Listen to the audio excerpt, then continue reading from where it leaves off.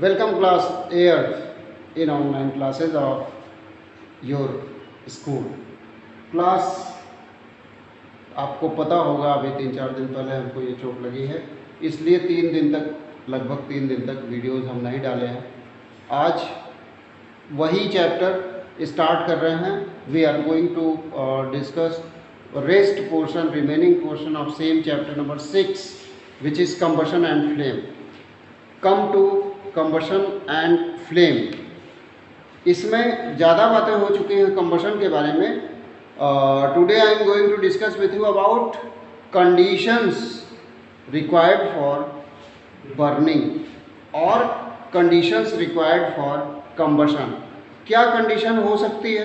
पहली condition, air is very necessary for combustion. Air क्यों necessary है?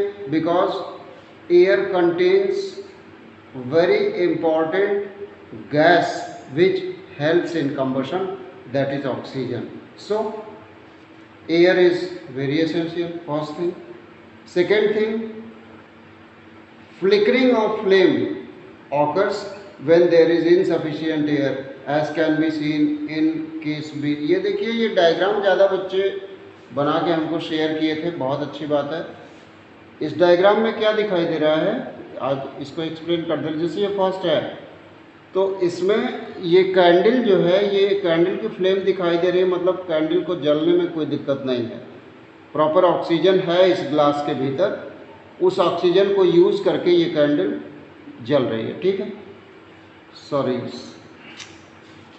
सेकेंड में ये जो कैंडल है ये लगभग बुझने को है। लिखा हुआ है आपकी बुक में,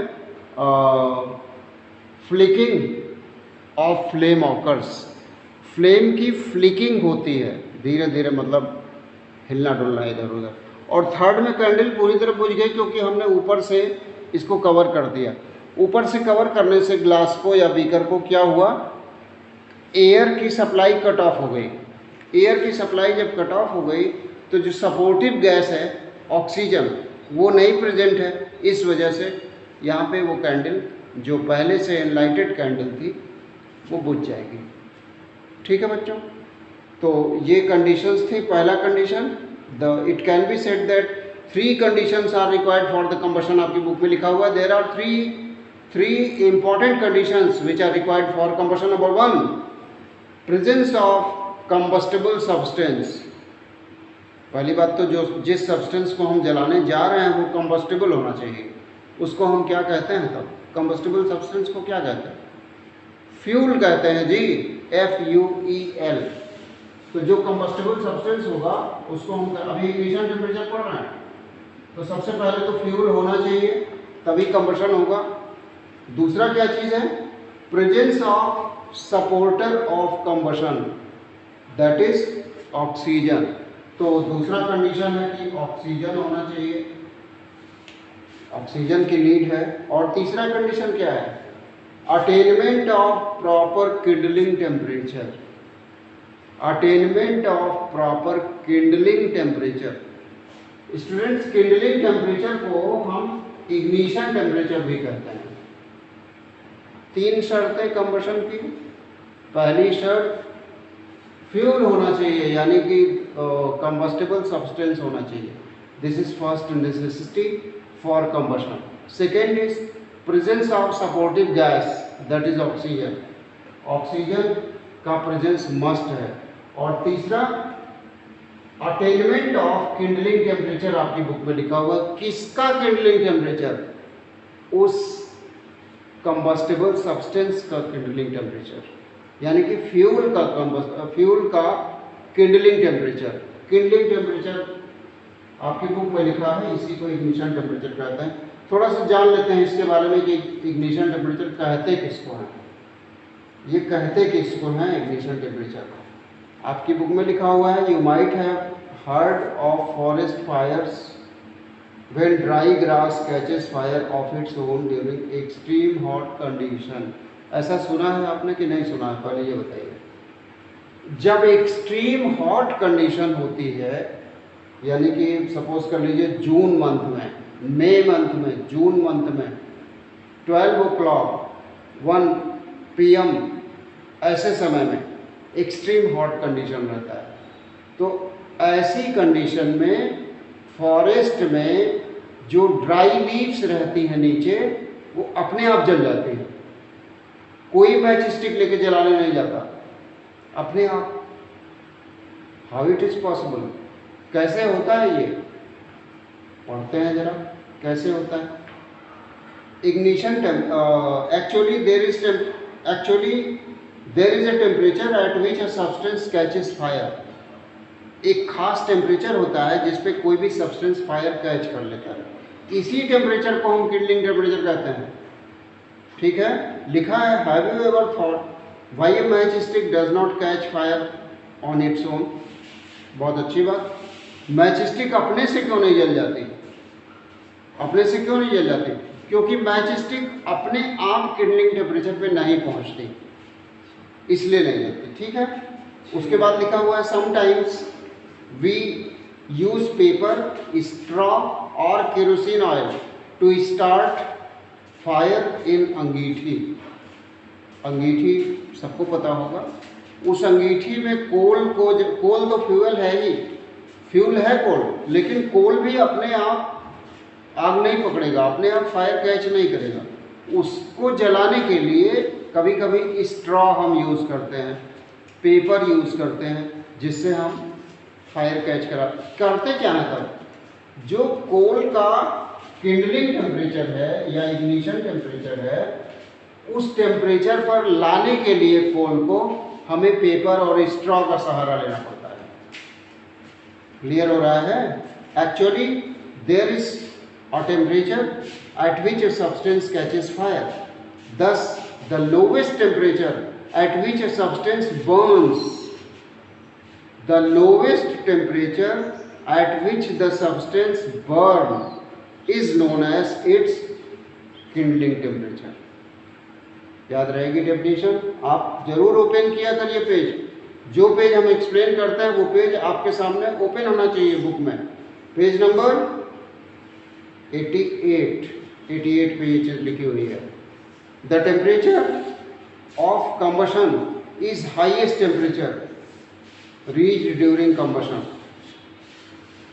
दो पार्ट हो गया इसका। टेम्परेचर ऑफ कंबशन जो हाईएस्ट टेम्परेचर आया, और किंडलिंग टेम्परेचर जिस पर वो फ्यूल फायर कैच कर ले, उसको किंडलिंग टेम्परेचर या इग्निशन टेम्परेचर कहा गया है। ठीक है, फिर आगे लिखा हुआ है the heat of combustion is the total amount of heat given of when a substance burn. कोई भी सब्सटेंस जब बर्न होता है, टोटल हीट जितनी इवॉल्व होती है, निकलती है, टोटल हीट जितनी, उसको हम कहते हैं। अच्छा, उस हीट को मेजर किस में किया जाता है?